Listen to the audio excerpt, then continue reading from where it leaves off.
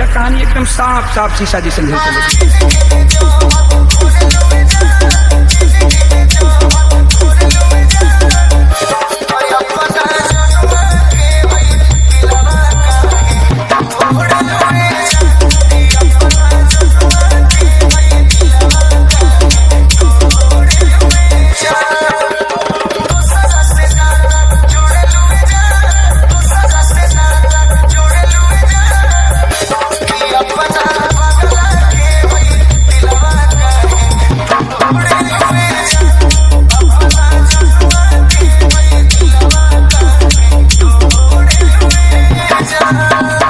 Mix DJ Pintu Sitamarhi. Pintu Sitamarhi.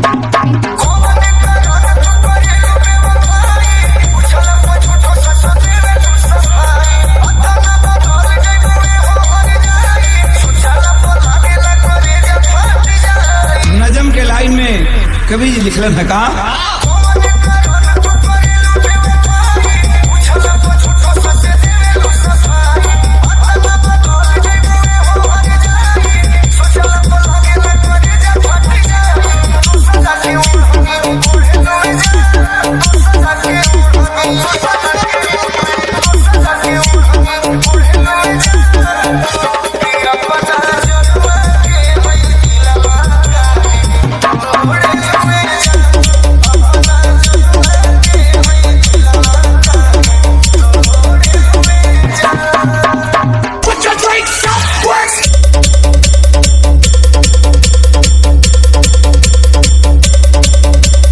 Mix DJ Pintu Sitamarhi. Pintu Sitamarhi.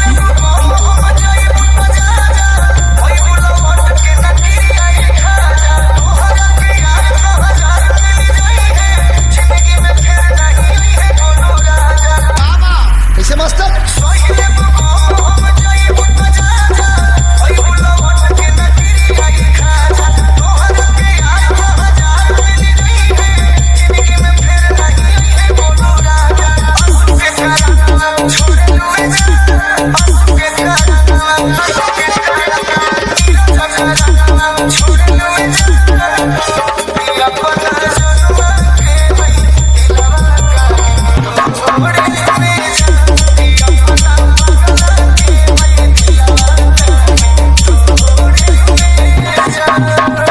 Mix DJ Pintu Sitamarhi. Pintu Sitamarhi. Pintu Sitamarhi. Pintu Sitamarhi.